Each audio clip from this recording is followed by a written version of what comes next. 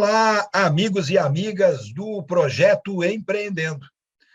Teremos hoje a honra, o prazer de termos uma entrevista, de desenvolvermos uma entrevista com um amigo que é proprietário da PWR Marketing Digital, o Washington Aleriano, que nos brindará, né, com algumas ideias, com uma história, né, da sua vida empreendedora, em torno do marketing e que evoluiu para o marketing digital. O amigo Washington Aleriano, ele é um profissional com sólida experiência na área de comunicação e marketing digital, com atuação em empresas de médio, grande porte e agências de publicidade. Graduado em comunicação social, com habilitação em publicidade e propaganda, MBA em gestão de marketing e especialização em marketing digital pela Universidade FAAP, cursos de extensão nas melhores universidades de negócios do Brasil, na Harvard Business Review do Brasil, INSPER, ESPM e SENAC. Em sua trajetória profissional, conduziu projetos importantes para marcas nacionais e regionais de grande expressão, como Claro, Vivo, Oi, TIM e Algar Telecom, SEB, Coque, Hospital São Paulo e Santa Helena, entre outras marcas, sendo reconhecido por alguns projetos nacionalmente. Bem, depois desse vasto currículo, né, eu passo a palavra já com a primeira pergunta para o amigo Washington. Como entrou para o marketing, Washington? Dair, primeiramente, muito obrigado por estar aqui, né, com você no programa. É um programa muito legal, uma ideia legal, né, que é fomentar o empreendedorismo local e até nacional. Eu acho que a raiz de progresso no nosso país está muito ligada ao empreendedorismo. E respondendo a sua pergunta, né, quando começou e como começou, eu sou filho, né, de um ex-boia fria que se tornou locutor, né, alguém que gostava muito de comunicar, uma pessoa que conversava muito com as pessoas, né, e criou-se o amor pelo rádio. Eu, durante muito tempo da minha adolescência ali, tinha alguns conflitos, né, tentava entender, o que eu quero ser quando crescer, o que eu vou ser, e eu gostava muito de fazer alguns desenhos, né, no Photoshop ali, aliás, eu desenhava no papel de seda, né, copiava algumas coisas. E aí eu comecei a achar algumas profissões que assimilavam a isso. Eu comecei a ver coisas coloridas na internet, alguns grafites que eu gostava. E aí eu consegui, né, depois de uma jornada, ter de jogar futebol, ter sido frustrado, voltei, eu descobri que existia a faculdade de publicidade e propaganda. Foi ali que a minha vida começou, né, nesse meio. E aí eu comecei a fazer alguns trabalhos no Photoshop, no CorelDRAW, ainda nas versões muito antigas, e começou a gerar resultado, sabe? Chegava o pessoal e falou, ô Dair, você tá com um projeto empreendendo aqui, cara, eu queria te dar uma força aí, te mostrar um pouco do meu trabalho, e comecei a desenvolver alguns materiais. E foi assim que eu dei os primeiros passos, né? Comecei a desenvolver alguns websites, né? Com a ajuda de um amigo que eu tinha em Minas. Eu trabalhava com Photoshop e ele programava. E ainda na época, né, na linguagem Flash, que é um negócio muito antigo, demorava coisa de quase 10 minutos para carregar um site. Eu fazia ali o visual, né? Coisas simples. E ele programava. E aí a gente viu que o negócio começou a ser funcional, começou a ficar legal. A gente fazia alguns outdoors, né? Algumas artes para outdoor. E aí foi onde eu comecei a tomar gosto por negócio e realmente encarei a faculdade como algo profissional e comecei a já trabalhar na área. Ok. Mas você começou a trabalhar nessa área mais ligado aí ao marketing na internet, né? Na internet, construindo, desenvolvendo sites, né? Cuidando da parte visual, né? Mas como é que foi essa história de você evoluir ou avançar, enfim, mudar ou se especializar, melhor dizendo, no marketing digital? Começou da seguinte forma, né, Alder? Eu, na ocasião, morava em Minas, né, numa cidadezinha de 20 mil habitantes, chamada Muzambinho. Eu cheguei para um empresário lá, né, um empreendedor, na época, ele estava no auge da carreira dele com as empresas, e eu falei para ele, é o seguinte, ó, se você me der um estágio aqui, uma oportunidade, eu vou fazer uma campanha para você, ela desde o offline até o online, vou desenvolver seu site, e aí, se funcionar, você me contrata.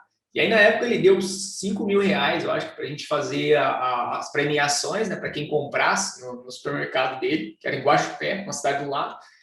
E aí eu comecei a construir as campanhas, né, construir tudo que fosse de offline. E aí eu enxerguei uma pontinha, a pontinha do iceberg, né, ali que tinha de diferença, que era o digital. Eu comecei a construir alguns vídeos para ele no YouTube, vídeos que poderiam ajudar ele sobre questão de promoção, por que comprar, algumas coisas que começaram a ficar alguns vídeos animados. E aí começou a gerar engajamento. O Facebook dele, na época, era um Facebook que ninguém trabalhava, não existia gerenciador de negócio. E a gente começou a trabalhar. Começou a gerar algumas imagens ali. Aí eu vi que o digital era o caminho, né? E nós fizemos essa campanha, foi apresentado para acho que o diretor de marketing regional da Coca-Cola, né? Companhia de Bebidas Ipirangas, de Ribeirão na época. E dos 5 mil que o empreendedor tinha me dado para a gente fazer a campanha, né? A Coca-Cola comprou a campanha por 178 mil. E aí eu comecei a enxergar a pontinha ali. Falei, poxa, a gente já desenvolvia site com essa ajuda que teve na internet. Com o próprio Facebook dele, começou a alcançar muita gente, então vamos trabalhar mais no digital. E aí foi onde eu migrei para Ribeirão, né? Eu vim trabalhar numa agência aqui, e aí eu conheci o digital de verdade, né? Foi na época do boom das compras coletivas, que existia as marcas como Groupon, Peixe Urbano, aqui em Ribeirão também tinha alguns sites que faziam isso, e aí eu comecei a entender o porquê as marcas teriam que migrar para o digital, né? Pelo alcance ser mais fácil, pelo valor de investimento, né, ser menor do que os valores normais. E aí eu comecei a me especializar no digital, comecei a estudar, comecei a ir para São Paulo, fazer cursos e mais cursos, né, isso há quase 12 anos atrás, e foi onde eu enxerguei que o digital ia ser o que há, né, hoje, por exemplo. A gente vai, muitas vezes, a gente tem um plano mais geral na vida, né, na profissão, mas a vida vai nos mostrando alguns novos caminhos, né? E o bom planejador e o bom empreendedor é aquele que não fica engessado numa ideia fixa, né? Mas você consegue efetivamente ampliar a sua visão, percebendo as oportunidades que passam ao seu lado.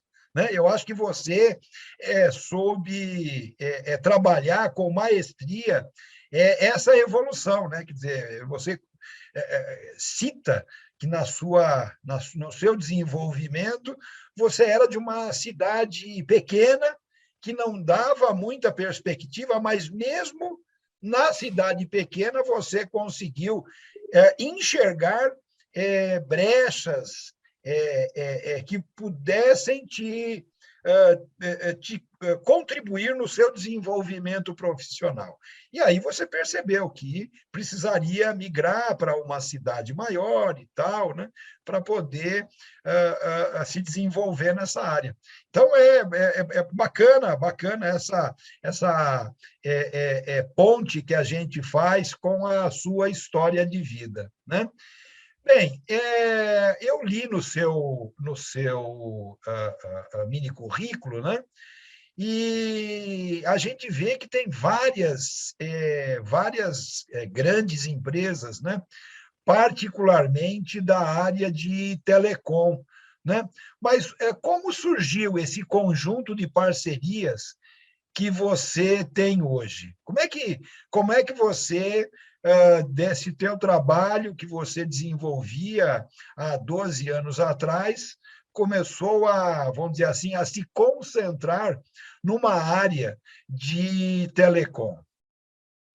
Legal, Ler. Eu vou contextualizar, que vocês vão entender por que chegou no telecom, tá? A partir do momento que eu migrei para Ribeirão Preto, eu trabalhei aqui, né, no Grupo Luz, que foi uma escola para mim, foi sensacional trabalhar com o pessoal. Hoje eles são amigos meus ainda.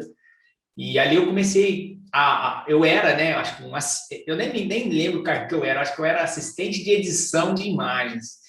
E ali eu comecei, né, fazer alguns trabalhos para empresas grandes aqui de Ribeirão, não somente de telecom, né, mas para o Coque, a gente fazia Orfino, fazia várias outras empresas, inclusive empresas de São Paulo. E logo depois eu recebi uma proposta para ir para uma agência digital. Era lá em 2012, acho que era 12, 11, na época das compras coletivas, né, do boom que eu falei. E trabalhando lá, a gente começou a construir bastante sites e começavam a chegar, né, algumas empresas que eram distribuidores, né, eram lojas próprias de operadoras. Que o nome que eles davam nas operadoras era o chamado dealer, né? E aí, o que aconteceu? Eu comecei a conhecer desse mercado, gostar, e coincidentemente, né, existe um negócio chamado na física quântica, né, que fala a questão de energia, né? E passaram-se 2 anos trabalhando com o pessoal, gerenciando pontos de clientes do Brasil inteiro, clientes menores, né, clientes pequenininhos, nós fazendo site, rede social, tráfego pago. Eu fui convidado para ajudar o pessoal a criar um departamento de marketing no distribuidor de chip e recarga. E lá eu fui, né? E a gente começou a trabalhar desde fazer um simples cartaz de aniversariantes do mês. Fiquei quase 6 anos lá. E ali começou o meu amor, né, pelo mercado de telecom, porque eles distribuíam, né? Claro, Vivo, Oi, Algar e TIM. E do DDD 11 ao DDD 24, esse distribuidor, né, ele era responsável por tudo no canal do pequeno varejo, que é onde você vai na padaria ali, pega uma recarga pré-pago, você vai na banca, e todas essas bancas que hoje você vê envelopada aí da Claro, Vivo, Oi, TIM, Algar, chegou no momento da minha carreira dentro do distribuidor, Larry, que eu gerenciava tudo, né? Tipo, eu tinha o poder de dizer sim ou não com as verbas, né? Junto com os gerentes de operadora, né? Eu ia para São Paulo, sentava à mesa com eles, né? Junto até com o diretor da empresa onde eu trabalhava. E aí eu comecei a gostar desse mercado, né? Que é um mercado que gera muito impacto na economia e, querendo ou não, também gera muita oportunidade, né, Dani? Porque a telecomunicação ela faz com que as pessoas consigam se comunicar, consigam trabalhar, o que a gente está fazendo hoje. E ali eu fiquei com o pessoal mais ou menos 6 anos. De lá, eu cheguei no momento que a minha carreira começou a conflitar, né? Que eu já fazia consultoria de marketing digital, eu já atendia clientes, porém eu tinha um cargo de head de marketing, né? Um cargo legal lá dentro. E aí eu decidi que eu ia empreender. Que todo intraempreendedor, né? Desde quando eu saí de Moçambique, eu me ofereci para trabalhar lá de graça e fazer o projeto pessoal. Nessa etapa que chegou na minha vida, eu decidi empreender. E aí, o que eu fiz? Eu cheguei para o pessoal e falei, olha, era em abril, falei, olha, 27 de outubro eu não faço mais parte do quadro de colaboradores dessa empresa. Eu dei um aviso prévio de 6 meses para eles. E aí, quando chegou em outubro, eu me desliguei. E eu tinha um trabalho muito legal lá dentro, né? Tenho amizade hoje com os presidentes, tenho amizade com o diretor de operadora. E aí eu fundei a PWR Marketing Digital, né? Foi onde eu fundei a PWR e parte do trabalho eles terceirizavam para mim, porque eles me conheciam, né? Conheciam o que eu já tinha feito com as operadoras, o know-how que eu tinha. E aí começou a dar esse estreitamento de laço com as operadoras. Tá certo. Eu percebi no seu mini currículo que você gosta de fazer cursos. E aí eu te pergunto, como professor que sou, por que fazer tantos cursos? Você parou agora de fazer cursos? Não faz mais? Não vai fazer mais cursos? Por quê? De jeito nenhum, Dar. Eu sou uma pessoa que eu tenho que aprender todos os dias. Ainda mais nesse meio que eu estou, né, no digital. O que você aprendeu ontem pode ser que fique obsoleto hoje, né? Então, não existe o parar, né? Para mim, o profissional que acha que ele já está capacitado ou que acha que ele já não precisa mais é alguém que já está fadado a morrer, né? Eu vou dar um exemplo aqui para você, que é o médico, né? O médico ele se forma na faculdade, ele tem que fazer residência, aí ele vai para fora do país fazer algumas especializações, ele volta, tem novos estudos, né? Tem novos artigos relacionados. Assim eu assimilo a minha profissão, assim eu me assimilo. Porque, Odair, quanto mais conhecimento eu adquirir, quanto mais eu conhecer de onde eu atuo, eu vou ser especialista, né? E aí eu vou fazer uma pergunta interessante para você. Se algum dia você torcer o seu pé, você normalmente vai no especialista, né? No ortopedista. o clínico geral pode te atender, te ajudar, mas possivelmente ele não vai ter tanta habilidade para te dar um diagnóstico, né? Ou para simplesmente ir lá e fazer uma cirurgia no seu tornozelo. Olha, essa sua comparação, né, essa sua pergunta, eu acho que é importante para nós fazermos algumas reflexões, né? Nós temos visto que, apesar do alto desemprego existente no nosso país, em função da pandemia, em função de uma série de outras questões que não vem ao caso discutirmos aqui, mas nós temos um alto nível de desemprego. E olha que contradição, né? Ao mesmo tempo que nós temos esse alto nível de desemprego, nós temos empregos sobrando. Você, inclusive, deve ser prova disso. Depois você pode até falar na sequência, mas nós temos. Eu fiz uma entrevista outro dia com o pessoal do Porto Digital em Recife, que é um ecossistema empreendedor assim enorme, e eles têm uma dificuldade assim hercúlea para conseguir profissionais para preencher as vagas. Vira e mexe, eles estão fazendo divulgação em todo o país para pessoas que queiram trabalhar, e agora particularmente com o home office, né, permite isso, para trabalhar na área de tecnologia da informação. Área ampla, né? Mas o marketing digital ele tá dentro, vamos dizer assim, né, dessa área. Você também tem encontrado muita dificuldade, não é isso? E essa dificuldade para encontrar profissionais, e aí pior ainda, bons profissionais, né? Então, isso vem reforçar exatamente essa questão. Por que estudar? Né?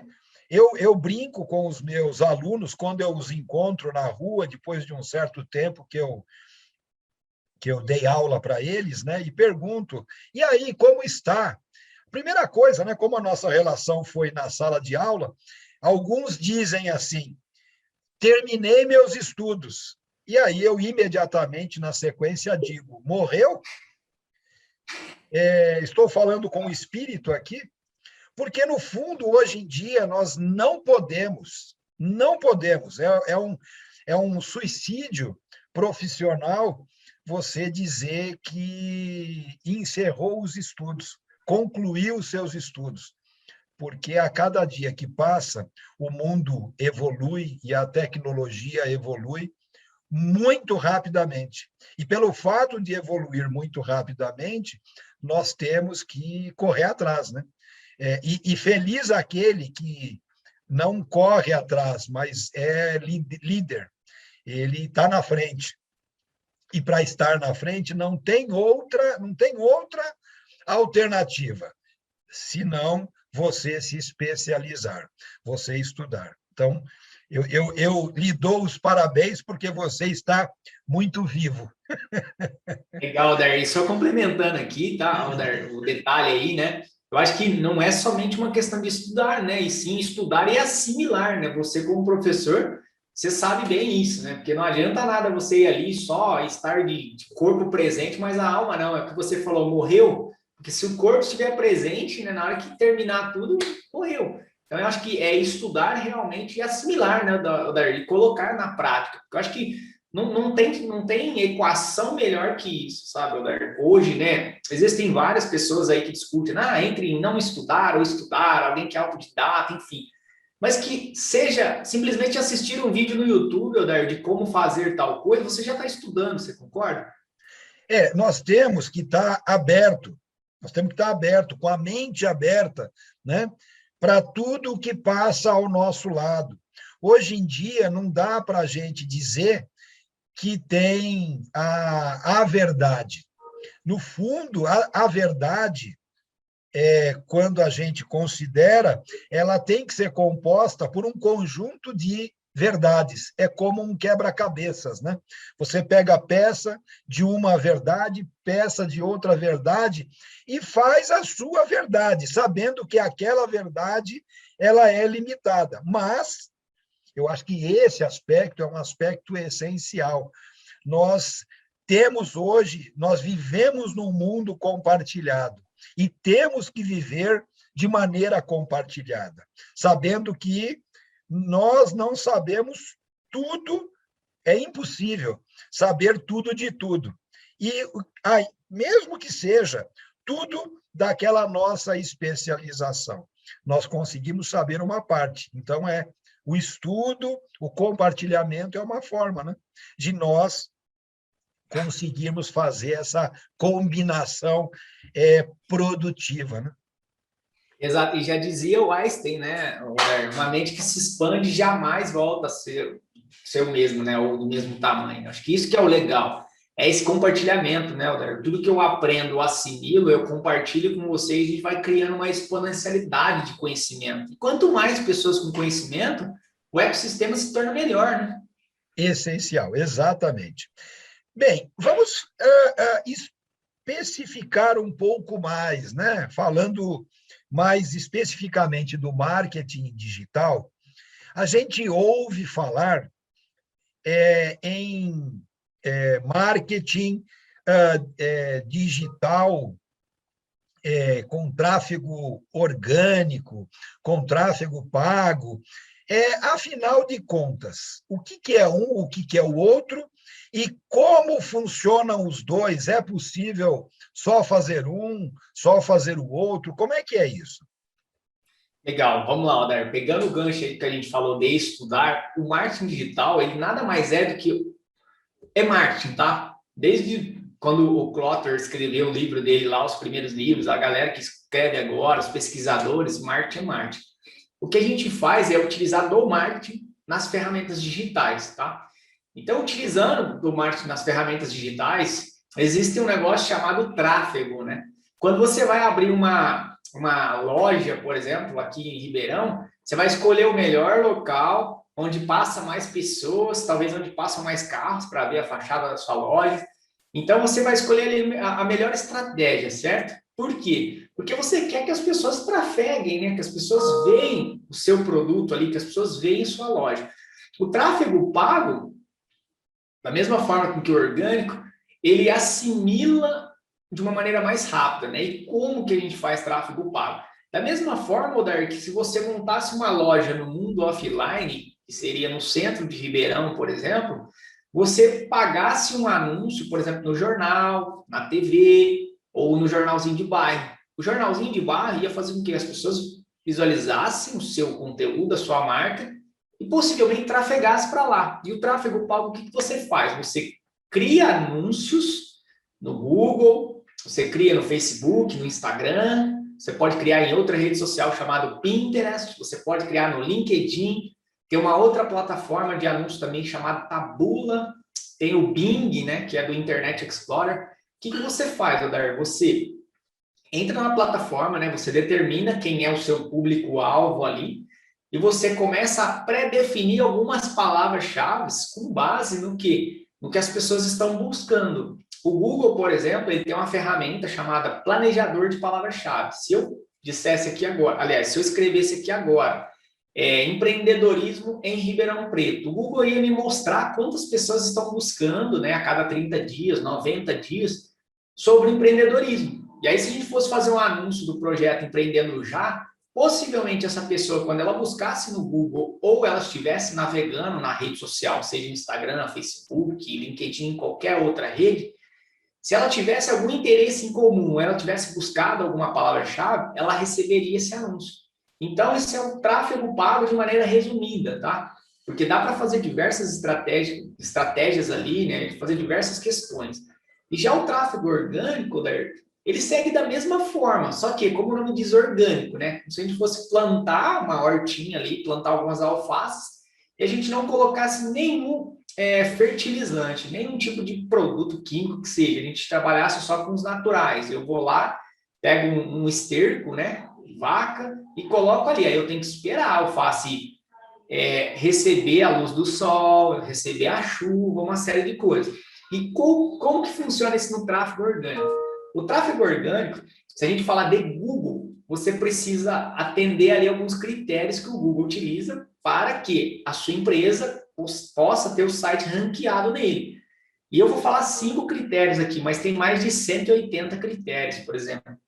Primeiro critério, o site do Empreendendo Já, projeto, ou seja, de uma lojinha de batom, um cabeleireiro, um estúdio, qualquer outra coisa, ele precisa ter um tempo de carregamento. Se o site carrega rápido, ele possivelmente vai ser bem visto pelo Google. Por quê? Hoje aqui a gente está conectado no Wi-Fi, mas a pessoa poderia estar conectada em qualquer outro lugar da cidade que não pegasse da internet. Aí imagina um site carregando no celular e não termina. A pessoa sairia desse site. Então, o tempo de carregamento conta para o Google. Porque se a pessoa sai, isso aí contaria, né, como um tempo de permanência curto. E aí o Google fala assim, poxa, se esse site tem um tempo de permanência curto, por que eu vou posicioná-lo, né? Então, esse é um dos critérios. Outro critério, por exemplo, a quantidade de palavras-chave que você tem ali dentro do seu site. Se ele está bem estruturado, né, que a gente fala que é as heads tag, a head 1, head 2, head 3, que é um pouquinho difícil, né, para os empreendedores entenderem, mas a questão do design também do seu site, né, se ele é um site bonito, se tem as informações fáceis para as pessoas acharem, a pessoa entra ali, se a pessoa está preocupada, entrou ali no site, por exemplo, de vou falar aqui, uma autoelétrica, se ela tem um botão fácil para ela pedir um orçamento ali, possivelmente a pessoa já vai conseguir efetivar o que ela quer. E aí o Google também vai entender, o algoritmo do Google é um algoritmo muito complexo, né? Se eu fosse falar aqui, daria umas 5 entrevistas, mas no Google, o que isso refere ao tráfego orgânico? É você aplicar-se algumas técnicas, seja dentro do seu site ou em um aplicativo que o Google tem para o celular e dentro do Google, que chama Google Meu Negócio, e aí você começa a aparecer nas buscas abaixo de quando está escrito anúncio ali. Se eu digitasse assim, ó, empreender em Ribeirão Preto. Em cima, nas primeiras posições, você vai ver que está escrito anúncio. Aquilo ali é tráfego pago. Abaixo do que aparece ali no Google Meu Negócio, que é quando você pode solicitar uma rota ou simplesmente ligar direto, como você acha pelo Maps, no telefone, isso já começa a ser tráfego orgânico. Isso é uma técnica chamada de SEO off-page, né, que é fora da página. E o SEO on-page, ele vem como eu expliquei aqui agora, né, a questão da integração entre atender os requisitos do Google. E aí seu site começa a aparecer ali um pouquinho abaixo, e tudo que você vê abaixo ali é o posicionamento orgânico. Aquilo ali leva tráfego para o seu site. O Google começa a analisar a autoridade do seu domínio. O que é o domínio? O domínio é o nome. Projeto empreendendojá.com.br. E aí você começa a gerar relevância e começa a ter tráfego orgânico. E já nas redes sociais, o que é tráfego orgânico? A lógica é a mesma, mas na rede social você precisa produzir conteúdo também, né? E aí você produz conteúdo, o Instagram vai lá e mostra para a quantidade de pessoas que te seguem. Se você utilizar de outras plataformas, por exemplo, ele entrega, você trabalha redes sociais, aliás, você trabalha algumas hashtags novas para as pessoas começarem a te localizar ali. Só que o tráfego orgânico nas redes sociais, ele é um pouquinho mais limitado, por quê? Porque o algoritmo, ele vem mudando, né? Ele muda sempre. Por exemplo, o Instagram, quando começou, o número de pessoas que eram alcançadas com base na quantidade de seguidores que você tinha era bem maior. Hoje é menor. Qual é a lógica que eu faço disso, tal, tráfego orgânico em rede social? É a mesma questão de eu falar para você quanto você pagava, por exemplo, uma água há 5 anos atrás e quanto você paga hoje. Assim é o algoritmo. Ele vem apertando os parafusinhos ali para que mude, né? E o algoritmo funcione com base no objetivo da plataforma. Por exemplo, o Instagram agora está focando muito em entretenimento das pessoas e não simplesmente curtida, porque ele removeu a curtida lá dentro. Então, em suma, essa seria a resposta entre tráfego pago e tráfego orgânico. O tráfego pago é você pagar, comprar uma mídia para as pessoas irem rápido. O tráfego orgânico, você precisa trabalhar um pouquinho mais para que as pessoas consigam visualizar você e você consiga fazer com que as pessoas conheçam o seu estabelecimento.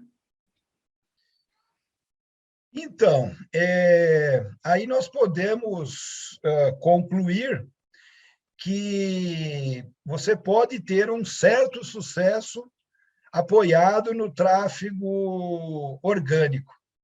Mas, se você fizer um investimento no tráfego pago, o teu sucesso pode ser bem maior. Mas, se você não tiver um bom trabalho no tráfego orgânico, você vai gastar muito dinheiro, mais dinheiro do que o necessário no tráfego pago, para ter um resultado menor, né? Quer dizer, do ponto de vista de produtividade, é essencial você ter o tráfego orgânico bem trabalhado, né? Porque o tráfego pago também será um prolongamento desse bom trabalho, não é isso? Perfeito, Dar. Você fez essa síntese resumida e bem clara, tá? Eu tomo muito cuidado para fazer essa questão, né, para essa explicação, porque as pessoas pensam assim, Dar, não, vou fazer tráfego pago que é mais rápido que eu vou vender mais. Mas se você não tem o tráfego orgânico muito bem estruturado, existem pessoas que não querem receber anúncios, sem contar que você está desprendendo do valor de investimento da sua empresa e pode dar errado, tá, Dar? Tá errado. Já o tráfego orgânico, como o próprio nome diz, se você está estruturado ali, se você tem um planejamento, você entende que para você crescer precisa ter um tempo, né? Aí tem várias lógicas, por exemplo, de administração, que é payback, né? Break-even, tá? O break-even, o ponto de equilíbrio. Você entende que você tem que ter um tempo e trabalha os dois, se o tráfego orgânico vai estruturando, em paralelo você coloca o pago, daqui a pouco você sabe, né? O que você pode fazer de pago, o que você não pode fazer orgânico. Mas os dois andam lado a lado, tá, Aldair? Um pecado seria eu dizer que faça só isso ou faça aquilo. Eu vou dar um exemplo meu na prática. Por exemplo, quando eu comecei, a gente fazia bastante tráfego pago aqui na agência. Hoje eu faço muito tráfego pago, só que eu faço por regiões direcionadas. Por exemplo, não faço no Brasil, eu faço só em Portugal. Porque no Brasil, com o tráfego orgânico, eu estou muito bem posicionado, em diversos lugares do Brasil. Então, é tudo uma questão de estratégia, Aldair. Não existe o melhor ou o errado. É uma questão de entender a estratégia. E a estratégia, nós só conseguimos uma boa estratégia se nós estudarmos, se nós analisarmos e conhecermos. Então, tudo o que nós falamos anteriormente vem exatamente reforçar o que está sendo dito agora, né? Bem, tem outras duas ideias que eu escuto muito falar entre marketing digital e marketing de conteúdo. Você podia dizer para nós a diferença entre os dois e se tem a complementariedade, ou é um ou é outro? Como é que funciona essa questão do conteúdo e do digital? O digital, né, ele já é o marketing nas ferramentas digital, tá, Alder? O que utiliza muito a galera colocar essa nomenclatura, né, que o marketing de conteúdo, como que eu vejo, tá? É assim como você coloca aquilo que a gente falou de várias verdades, né? Eu acho que a gente fala com base no que funcionou e que a gente tem de experiência. Para mim, ele é um conjunto de estratégia, né, para atração de clientes, mas de que forma, Alder? Da forma que você estruture conteúdos que sejam relevantes, por exemplo, seja texto, seja vídeo, seja qualquer outro tipo de conteúdo, podcast, pode ser, agora tem uma rede social nova que é muito legal, que chama Clubhouse, tem o Green Room, isso é marketing de conteúdo, né? Que é um conteúdo auditivo. Então, o que muda nisso, né? Eu acho que é complicado a gente comparar isso, mas resumindo o marketing de conteúdo, o que você precisa fazer, Léo, para que você tenha uma boa estratégia e o seu marketing de conteúdo funcione, é você entender bem quem é a sua persona, né? Quem é seu público-alvo, ou avatar, que as pessoas falam, tem várias outras coisas. É você entender com quem você quer comunicar, para você ter ali uma percepção de que o seu conteúdo está falando com aquela pessoa. Né? Então, é entender, se eu estou trabalhando com o projeto Empreendendo Já, com quem que eu preciso falar? Preciso falar com pequenas e grandes, médias e, sei lá, gigantescas empresas. Então, eu acho que para você ter um bom marketing de conteúdo, você precisa entender quem realmente é a sua persona. E entre marketing digital e marketing de conteúdo, eu acho que é uma comparação, talvez, que as pessoas fazem que não é muito correta. Porque o marketing de conteúdo, ele nada mais é do que um braço, né, do marketing no digital, que pode fazer conteúdo offline também. Uma simples palestra que você faz, por exemplo, ele é um marketing de conteúdo, né? Você está gerando conteúdo para as pessoas. Eu posso fazer uma palestra sobre tecnologia da informação e ser uma pessoa de consultoria em gestão empresarial. Quer dizer, você tem uma relação entre as coisas, mas o marketing de conteúdo me dá muito aquela impressão, né, correta, de ser o seguinte: você fala de determinados assuntos contribuindo para o desenvolvimento geral das pessoas.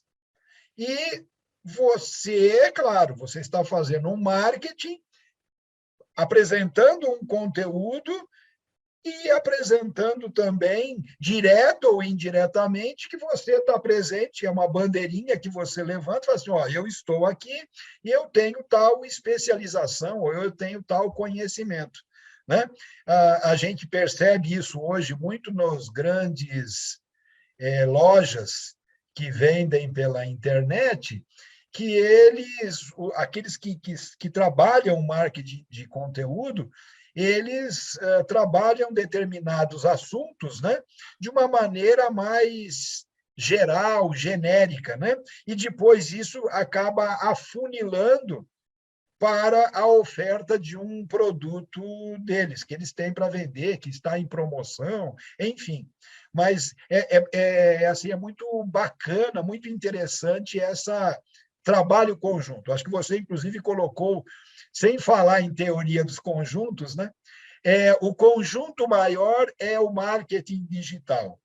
E o Isso. marketing de conteúdo pertence ao conjunto maior, que é o marketing digital.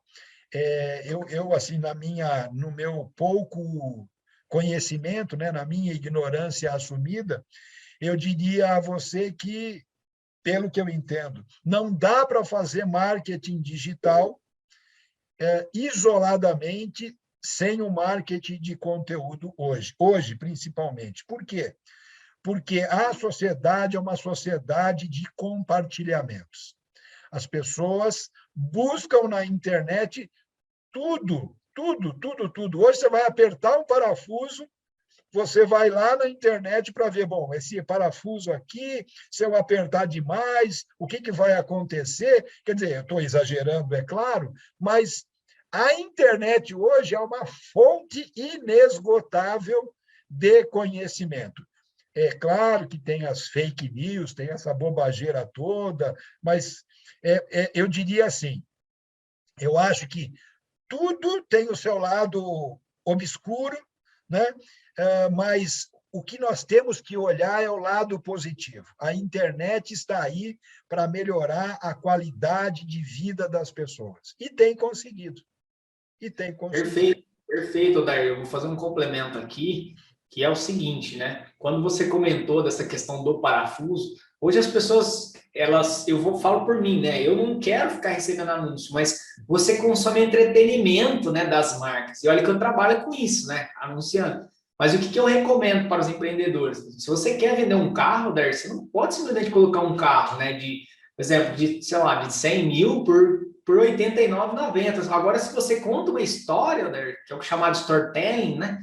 Ó, esse carro aqui, por exemplo, ele é um carro perfeito para família. Aí o cara, por exemplo, tem uma família, né? O filho está crescendo.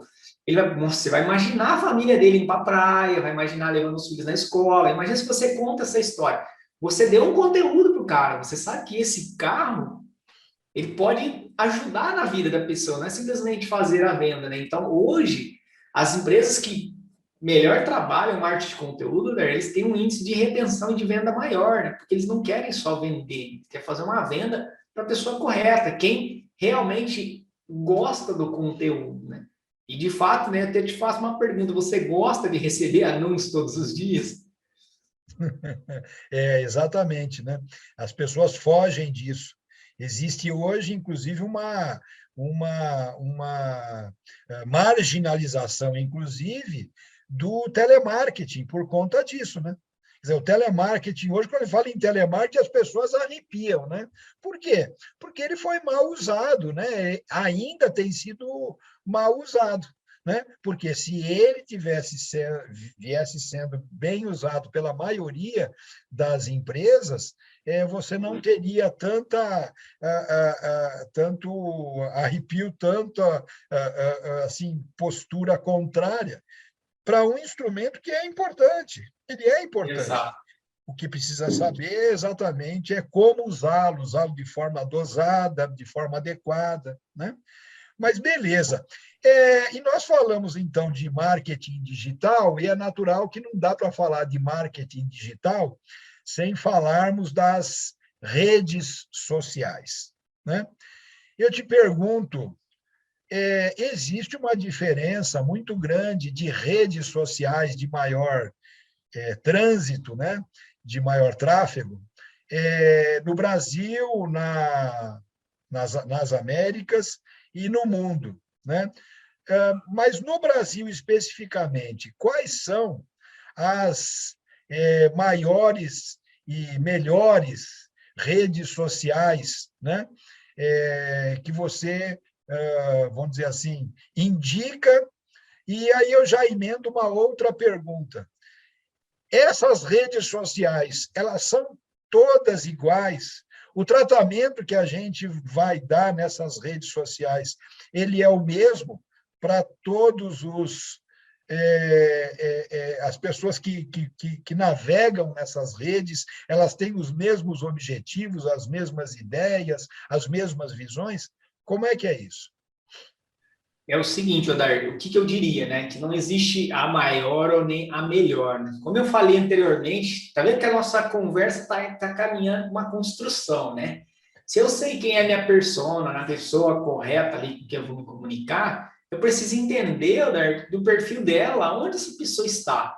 Que aí eu vou te falar aqui de uma ideia agora, né? Do índice das redes sociais mais utilizadas no Brasil, segundo uma plataforma que faz um estudo, né?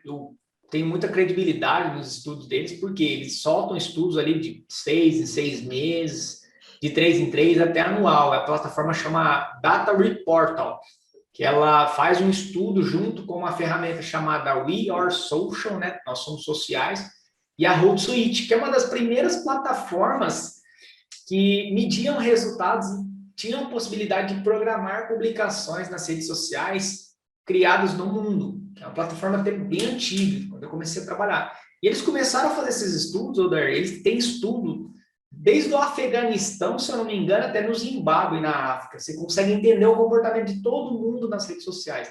E no Brasil, hoje, as redes sociais mais usadas, tá, Oder, não são as melhores. As que mais têm audiência, eu vou falar 5 aqui para você. Primeiro é o YouTube, né, que é do maior buscador do mundo, que é do Google. Tudo que as pessoas querem hoje, como você falou, apertar um parafuso. Esses dias eu precisava saber como montar um microfone que eu comprei. Eu fui ali no YouTube, em 2 minutos eu aprendi. E aí a segunda rede social, que não parece ser rede social e é muito utilizada hoje também, é o WhatsApp, né? Que ele permite você colocar um status ali, né, como stories. Ele permite você mandar mensagem rapidamente, ele permite você compartilhar, né, você encaminhar mensagem. Ele permite que você promova tráfego também, né? Você pode criar um conteúdo, publicar no WhatsApp desde que a pessoa dê consentimento, né? Porque senão a gente entra num outro conceito chamado LGPD. A pessoa pode utilizar daquilo ali para trafegar para o seu site. O Facebook também é muito forte no Brasil, né? Por mais que as pessoas torçam o nariz e falem assim, mas eu não uso Facebook, eu uso só Instagram. O Facebook movimenta bilhões de reais quando se fala de operação, né? Tem grupos, por exemplo, grupos de estudo. Eu participo de grupos de estudo de tráfego pago, de tráfego orgânico, que é o chamado, a gente utiliza uma nomenclatura chamada SEO, Search Engine Optimization. Eu participo com pessoas, por exemplo, da Califórnia, da Flórida, pessoas da Austrália, de uma série de lugares. Isso só é possível, né, através dos grupos do Facebook, funciona muito bem. Então, o Facebook é a terceira rede social mais acessada, né? E a quarta ali vem o Instagram. E está muito forte hoje no Brasil. E em quinto, né, a gente colocaria ali, por exemplo, o TikTok, que vem crescendo muito, né? O TikTok apesar de parecer uma rede social só de dancinha, ele não é só de dancinha, né? Ele é informativo em formato de entretenimento, né? Que você pode, por exemplo, dar uma risadinha, brincar ali, né? Falar de um conteúdo. E aí, se a gente fosse esmiuçar cada uma delas, Odar, por exemplo, o YouTube, ele chegou como uma plataforma de vídeo, para você assistir vídeo, você ouvir música, por exemplo. Hoje tem pessoas que ensinam ali desde apertar um parafuso até lixar um carro, funilaria. Então, o algoritmo do YouTube funciona como? O YouTube ele é um buscador, né? Dentro desse buscador, ele promove entretenimento. Agora ele tem, por exemplo, o YouTube Music, né? Que são direcionados para as pessoas que querem só ouvir música. Então, o algoritmo dele é um pouquinho diferente. Agora, já, por exemplo, o próprio WhatsApp, ele é uma rede social que permite comunicar rapidamente. E aí tem um lance interessante aí, qual é, Odar? Que nas operadoras a gente falava muito sobre capilaridade, né? A capilaridade do WhatsApp ela é muito grande. Eu vou até fazer uma brincadeira com você, se me responda depois. Quando você recebe um WhatsApp ali, as pessoas às vezes ficam transtornadas, né? Elas querem responder rápido, ou elas querem ver o que a pessoa falou. Pode ser que não seja nada, mas o WhatsApp te promove isso, né? Você receber uma mensagem rápida, você responder rápido, comunicar. Então, veja se começa a fazer sentido. Por exemplo, você quer promover um conteúdo, ou se você quer colocar ali um dos maiores buscadores mundiais, o próprio YouTube, se eu quero mandar uma comunicação rápida, eu tenho consentimento, que é para os meus clientes, eu mando no WhatsApp. Ou se eu quero falar com alguém. E se eu quero, por exemplo, atingir uma população que é maior, população a massa, eu posso utilizar o Facebook. Dentro do Facebook, se a gente falar de tráfego pago, existem vários tipos de segmentação ali, por exemplo, desde pessoas com hábito de viagem internacional frequentemente, eu posso segmentar ali por área de atuação da pessoa, eu posso segmentar por cargo, eu posso segmentar por campo de estudo, que a gente estava falando ali, especialização. Há um tempo atrás, quando o Facebook tinha uma parceria com o Serasa, você conseguia segmentar até por renda. Pessoas que ganhavam de 3 a 5 mil, de 10, 15.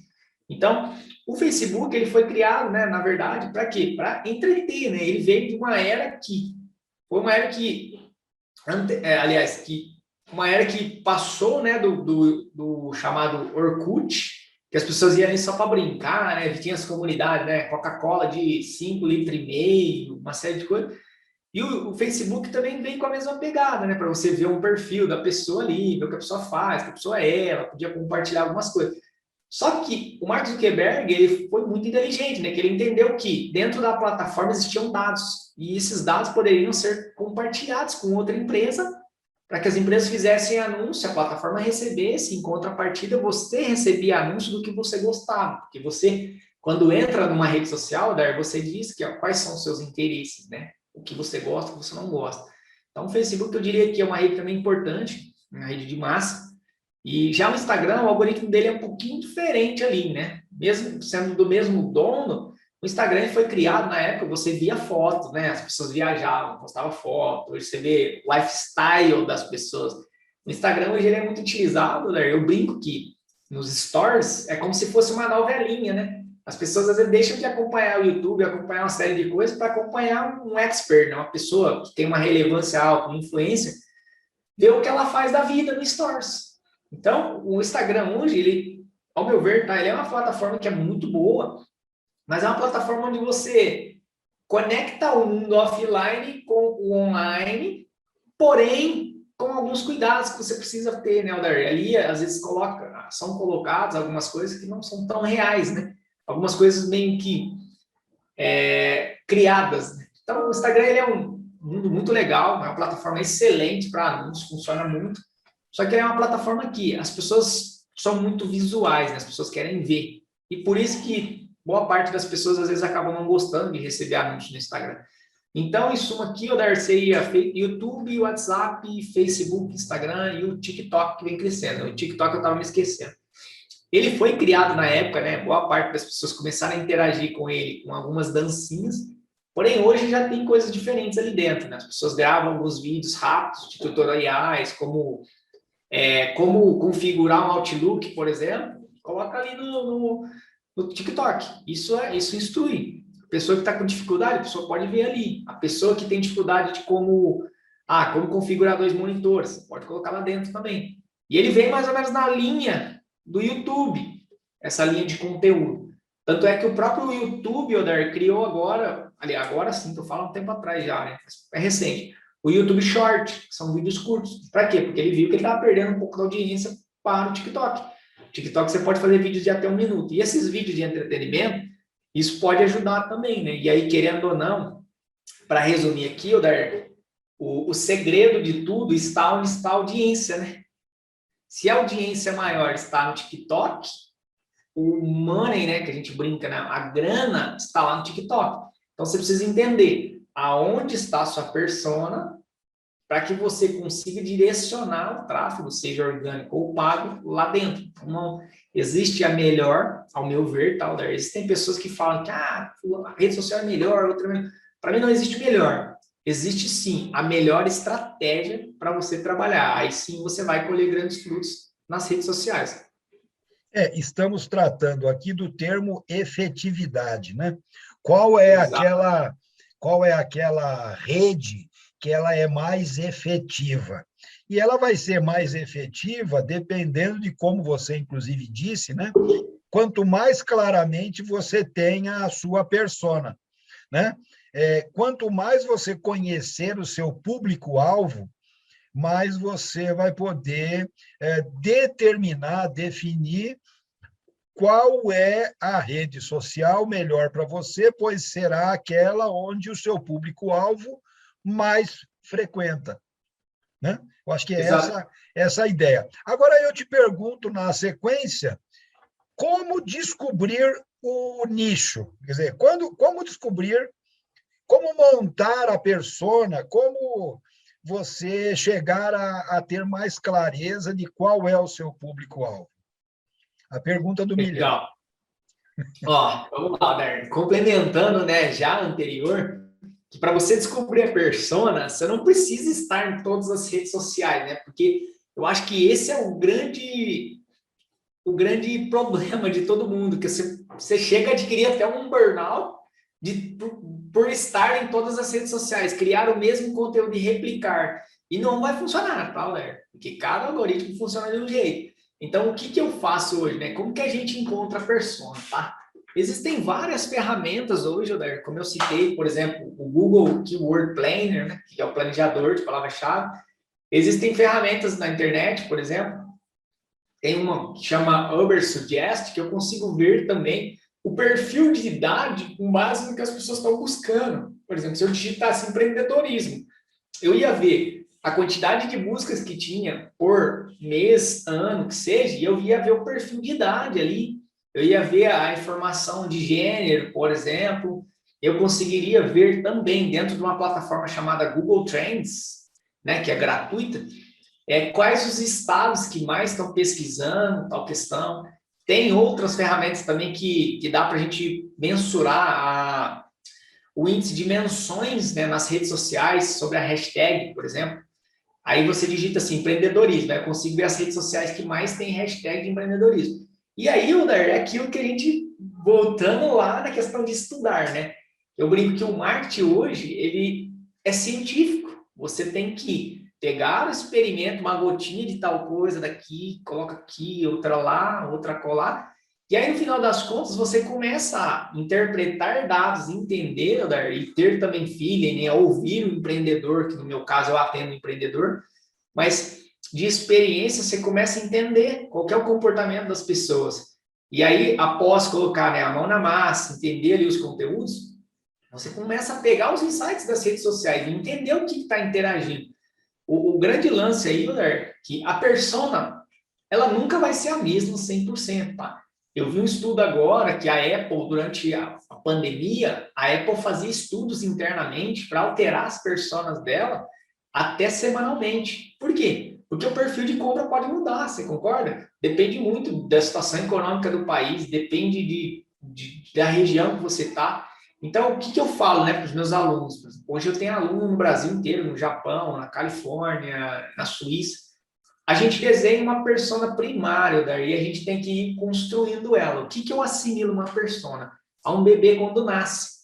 Você tem que ir dando comandos para ele, né? Você tem que ir ensinando ele o que é perigoso, o que não é perigoso, como você deve andar, né? O que você tem que fazer. Daqui a pouco você começa a introduzir informação relacionada a intelecto, a dinheiro, uma série de coisas. Então, a persona, ele nada mais é do que um bebê que você cria, você tem que ir direcionando ele, até que comece a colher alguns frutos, né? E você vai aprimorando, você entende, após um processo de pós-venda, quais foram os principais feedbacks, o que não foram.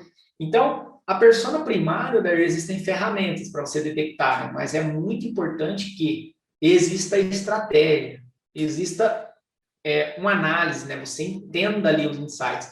E o que mais existe hoje, a maior dificuldade para as empresas criarem personas ou fazer com que a sua estratégia, o seu anúncio ou qualquer outra forma de trabalhar funcione, é entender, é interpretar dados. Quando você interpreta dados, você consegue entender o que está acontecendo, o que não aconteceu, se essa persona funcionou, se não funcionou.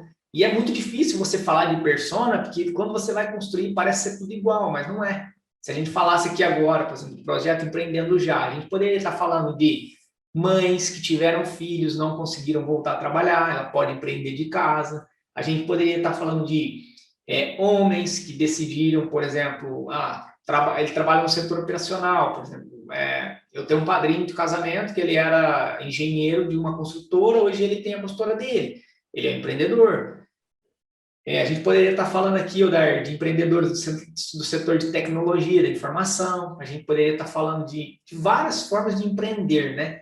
Então, eu acho que a gente tem que segmentar, né? Começar a criar nichos e entender os micros resultados. Com micros resultados, a gente consegue chegar na persona correta. Construir uma persona é bem aquela história de você acho que fez uma comparação muito bacana da criança, né? Você vai alimentando, você vai instruindo e ela vai se desenvolvendo. Então, por isso que a gente diz, né, que muito do que o jovem ele deve à sua educação, à orientação que ele teve em sua casa, em sua família. Mas também você fez uma outra observação que é muito interessante, que as personas elas são muito mais dinâmicas, né, do que isso que a gente acabou de falar agora. A montagem de uma persona, você deu o exemplo, inclusive, de que, dependendo do momento que a gente vive, você não tem uma única persona, você não tem uma persona que se desenvolva de uma forma também única, né? E, portanto, você tem que. Quanto mais você conhece o teu público-alvo, quanto mais você conhece o seu produto, né? Você tem mais chance de construir melhores personas, né? Personas mais, eu vou falar perfeitas, não existe a perfeição, mas a preocupação é em você avançar no sentido, na direção da perfeição, né? Então, ter uma persona o mais perfeito possível vai depender exatamente do que nós dissemos anteriormente, né? Estudo, leitura, conhecimento técnico, de como enxergar, de como entender melhor, né? E como identificar, que é outro aspecto, nós não estamos tratando aqui de questões só demográficas, né? Nós estamos tratando aqui, para construir uma persona, a demografia ela é importante, a geografia ela é importante, mas mais importante que isso é a psicografia. Isto é, você precisa saber quais são as características pessoais das pessoas, né, que você pretende atingir.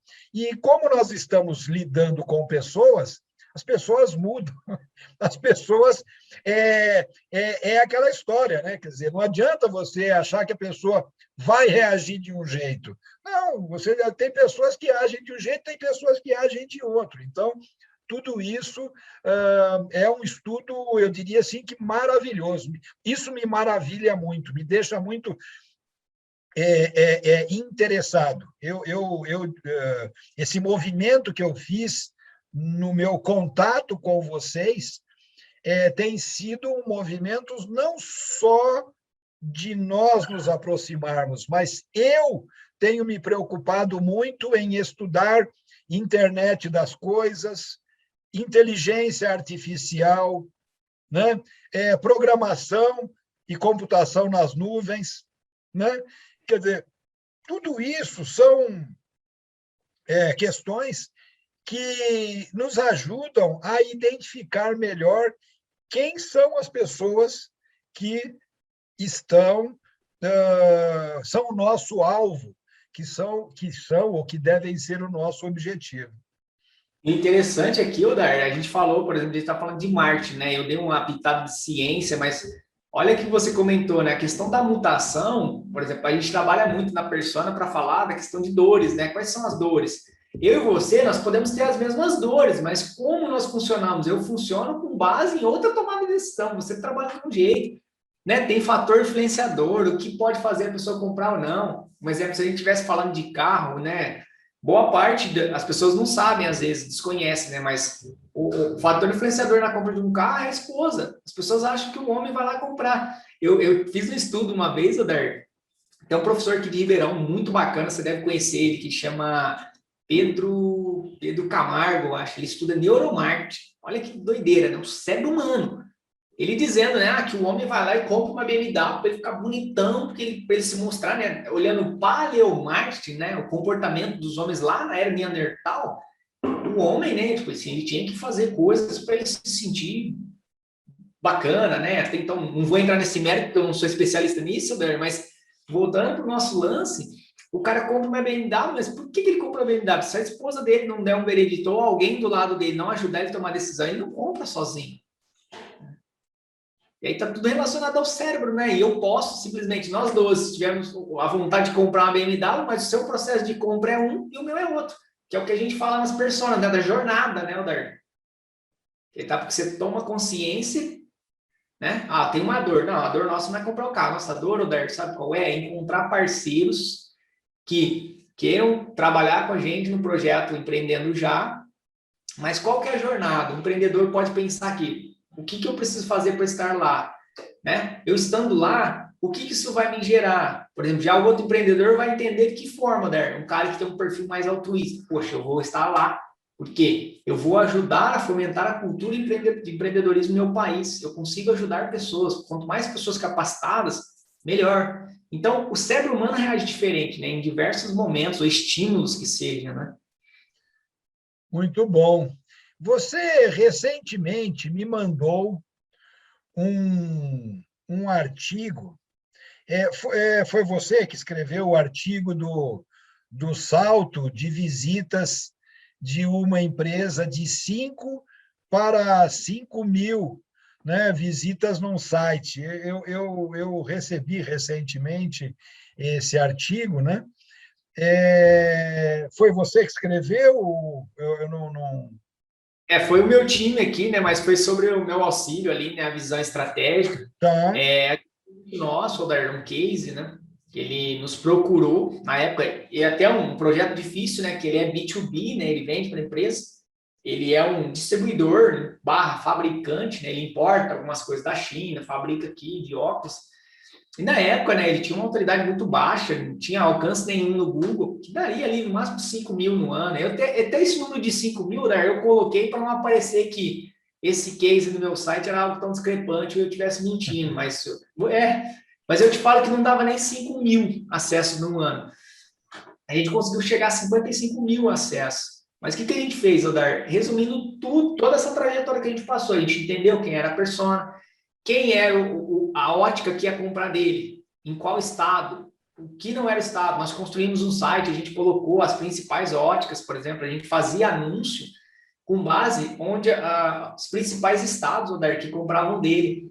E aí eu tenho algo aqui para mim, tem uma área muito forte aqui na minha agência que a gente trabalha, Odar, que é a parte de inteligência de mercado. Eu entro até em faturamento com o cliente, onde ele mais fatura, por que ele fatura, qual que é o ticket médio, aí eu consegui desenhar a persona correta, né? Fazer anúncios para estados corretos, começar a expandir. E também com o tráfego orgânico, nesse caso, né? Porque eu consigo analisar concorrentes dele, olhar a palavra-chave que o concorrente tem no site, o que não tem. E aí a gente desenvolveu uma estrutura forte. O que aconteceu? Em um ano, deu 55 mil visitas. Gerou algo em torno de... eu acho que gerou quase 500 contatos para ele de óticas querendo comprar os óculos que ele fabricava, importavam, né? Mas tudo isso aí, Oder, foi feito graças, né, a um trabalho estratégico que a gente fez aqui dentro, sabe? De entender realmente persona, fazer experimentos, né? Eu vou te mostrar ali, ó, um exemplo clássico que a gente fez. Ó, no Google, Oder, a gente trabalhava tráfego orgânico e tráfego pago para o dono da ótica. Já na rede social, a gente fez foto com o modelo, ficou bonito. A gente trabalhava o consumidor final, porque aí eu não canibalizava o distribuidor. Porque quando a pessoa queria, onde eu encontro, a gente mandava um link do site, aí tinha a ótica mais perto. E aí eu ia lá na ótica do Odair, pedia o óculos, comprava, quero esse óculos. E aí o que acontecia? A ótica vendia e na contrapartida ela ia comprar do fabricante. Então foi esse contexto que a gente entendeu e funcionou muito bem, Odair. Veja, é um exemplo prático, né? Eu acho que é isso que é importante, né? A gente demonstrar para os nossos amigos e amigas, né? Como isso se dá na prática. Bem, o tempo passa, o tempo voa, né? Estamos chegando aí ao final da nossa entrevista, do nosso bate-papo, e eu te pergunto, Washington, você hoje patrocina, apoia o projeto Empreendendo.